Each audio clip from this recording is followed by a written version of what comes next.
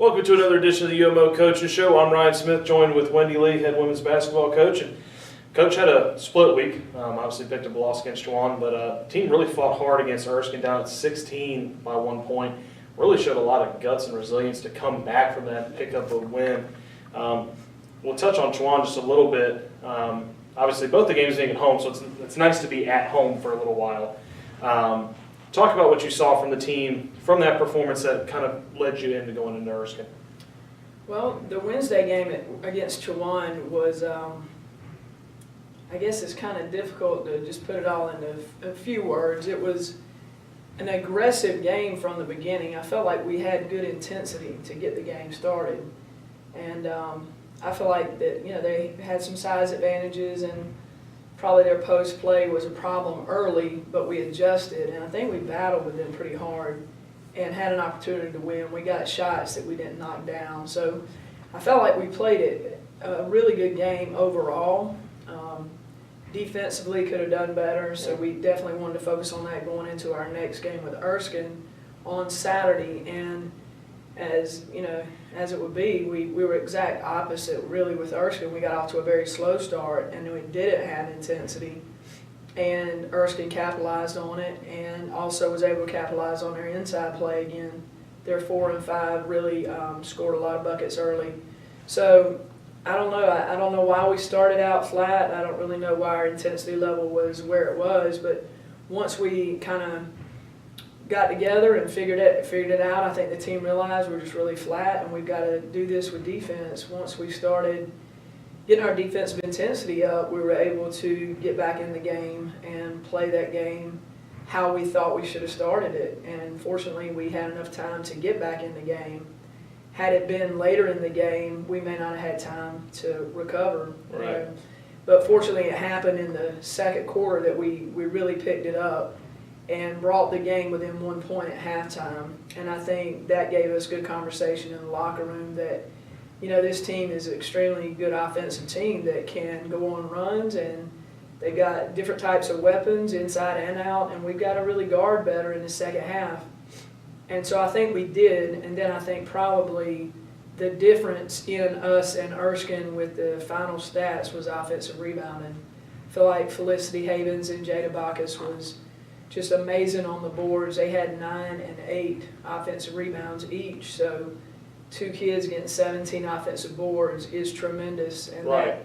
that was the difference. Those extra possessions they were able to get for us was a big deal in a 2-possession game. So I think that's what it kind of boiled down to, but we wouldn't have even had the chance to be in the game had we not picked our defense up. We were just extremely slow and a step late in everything we were doing early. So we gotta keep getting better. Defense and rebounding's got to continue to improve.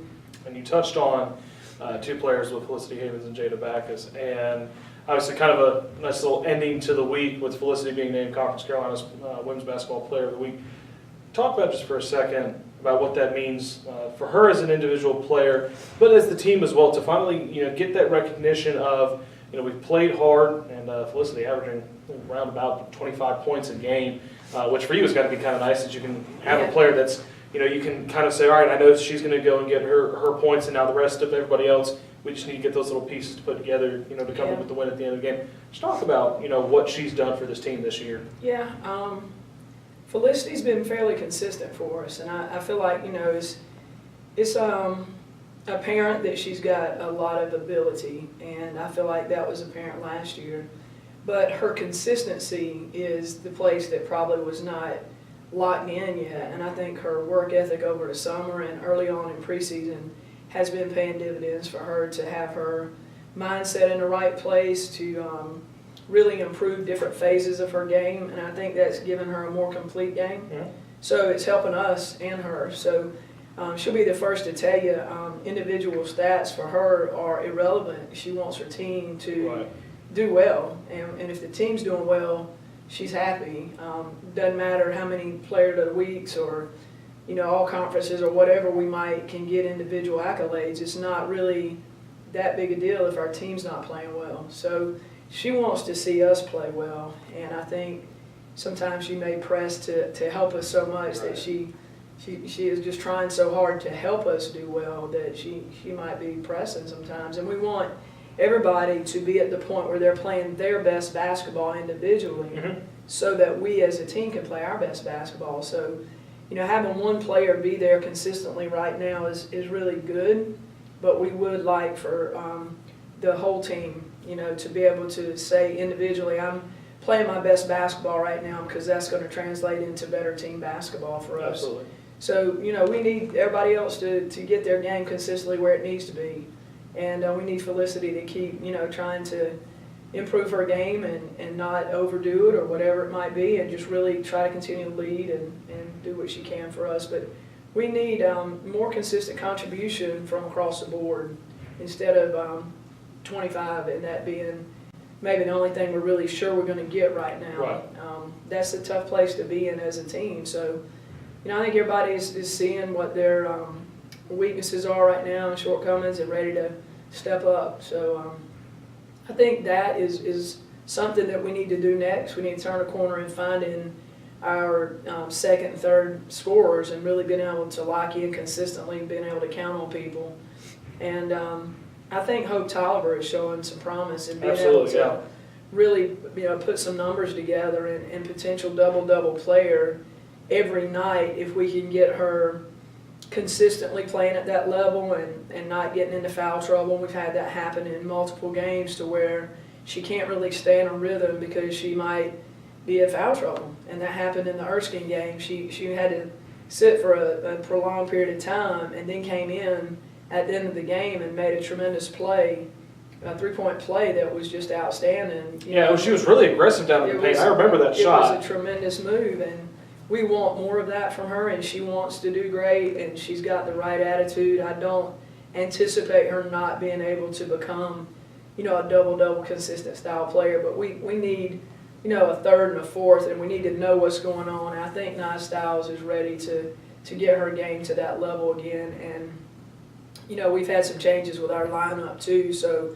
if we can get the lineup and our rotations and consistent performance from our top players right now that are getting minutes, then I think we can turn the corner. But we're not quite there, but we're getting closer. So we're hopeful that the upcoming week against Limestone could be another place for us to really get things in place and have a big game on the road that we want to win. So this gives us focus this week during exams to not just get better, but we know who we play at the end of this week too. So I hope it helps make our practices better, that we've got a big game coming up, and it's not just another practice. And we got a lot going on right now, but we want to get better, and also we want to beat Limestone. So there's double motivation. You always want to beat Limestone. Right. That's one of those overwhelming We want to win things. every game, but this gives us some focus in a different capacity, knowing it's Limestone on Saturday.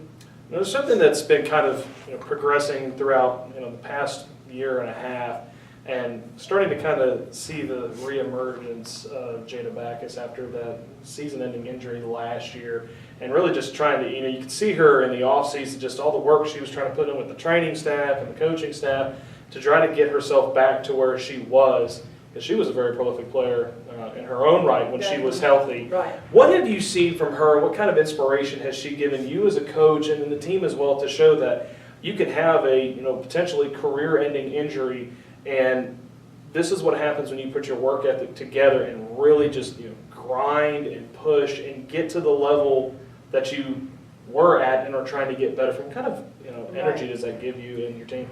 Well, it is inspiring to know she's had a year out to, she misses the game, and I think it brings back the love that you should have for the game that you potentially could have had taken away and just lost. She could be finished, and she's not. So I think that energy in itself is motivating, and I think it gave her a deeper appreciation to be able to play the game again. So I think it's helped her become more mature on the floor and to deal with disappointment and adversity better, which is challenging for everybody, but it was also a challenge for Jada as a young player. And I think it's helped her be able to move on past minor setbacks much better when she's seen she's had a major setback that she was capable of overcoming. She can easily deal with the small things now. So I think it helps her on that level. And then I think for her, she hasn't really grown to the player she can be yet, and I think she's starting to see her ability beyond just being a great rebounder. I think she understands she can influence the game in multiple ways now, whereas as a young player, you're just doing a couple things well, and you really count on that to be what you're known for. And I don't want her to just settle to be, a great rebounder for us. I want her to grow and develop in a lot of phases of the game, and I see spurts of that right now, that her confidence is improving offensively, and I feel like defensively she's got the ability, she's got to go out there and really lock people up night in and night out, and we got to get that consistently. But offensively, I think if her confidence continues to grow, she'll be able to be a major contributor offensively as well. So we just want to see her keep improving and staying healthy and trying to develop her entire game and not just settle for such a, she is a great rebounder, but we want her to not limit her thoughts of who she is to being just a rebounder. Right, just that one facet and trying to I don't expand see it. her that way, and sometimes when you get a lot of praise for certain traits, you do want to embrace it and appreciate that about that player, but sometimes if you're not careful, you can just settle to be just that. And say, well, my job's just to go rebound anyway, and that's not really the case. The praise and the encouragement to do more of what you do great in no way is to say that's all you are. And we want her to understand, the sky's the limit for her. She's just got to believe it too. So what's the game plan?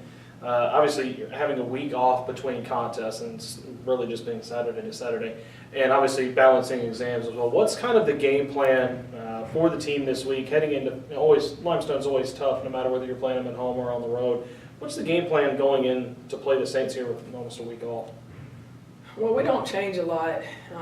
We understand a little bit of the circumstances that exams present. Sometimes you can check out and you can be really bogged down, and just your mind can be in a cloud. So we try to let practice be where you can forget about everything for 2 hours, and we want to create that environment to where it's a stress reliever. It's not like, and I got practice on top of exams. Right. So we want to create that this is your outlet to get all the stress out, enthusiasm and energy about out. Exams for 2 hours. So that approach has to be there during this time of year. And then we have to also, consider that their minds are saturated, and we've got to help not actually weigh them down more. We got to keep it light and not stress out because we have Limestone on Saturday, but keep focus on us and what we need to be doing to improve, and occasionally throw out there, and we got that game with Limestone, and when we're starting to drift and we might be losing focus, we can use that just to tighten us back up, like, yeah, we do, let's go.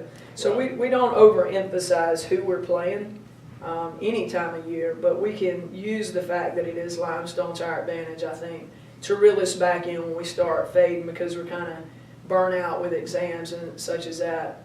And then as far as having a full week, it's a good time to really improve and sharpen the tools. I think having this week is especially important for us because we've had so many games against really good teams that sometimes you can lose your focus on what we're doing in preparation for the next game. Right. And I need this break to get focused back on us, and I think they do too. So being able to sharpen the tools and really work on our execution and the fundamentals again and just get us locked back in, I think is a great asset that we have this week right now. We need it. It almost kind of allows you to kind of go back into a preseason stage where you can really fine-tune those skills like you were talking about and kind of get the team to, this is what we've been trying to fix for the past couple of weeks, but let's face it, we had to prepare for the game, and you have to get yourself in the scheme. So it's an interesting way that you put that, to try to think of, we need a break, we're going to focus on the game, but that's so far at the end of the week, let's try to get our things. We got to get back to what we do, and we got to get better at what's continuing to kind of crop up in multiple games, and that we've talked about, then we got to get ready for the game, and then we talk about it again, and we have a little bit of time to contribute to working on it. But now I think we can have larger chunks of time, and we can really hone in on specific things and get better instead of 15 or 20 minutes on it, and then we're talking about something else. I realize you've kind of crunched down on I it. hope so. You know, you got these ideas and grand schemes of what you want to do. They work really great when you have a lot of time to work on them, but So I hope with that in mind, that can be how we approach this week. So we'll see. I hope that is what happens for us, that we can just work on execution and work on some of the things that keep cropping up that we're having problems with and get better before Saturday. well, Coach, wish you the best of luck on Saturday against Limestone, and we'll catch up with you next week, and hopefully we can talk about some good things and talk Hope about so. a win. All right. For head coach Wendy Lee, I'm Ryan Smith. This has been another edition of the UMO Coaches Show. Exceptional degrees at an exceptional value. That's transforming education. The University of Mount Olive. Transforming education, transforming lives. Learn more at umo.edu. That's umo.edu.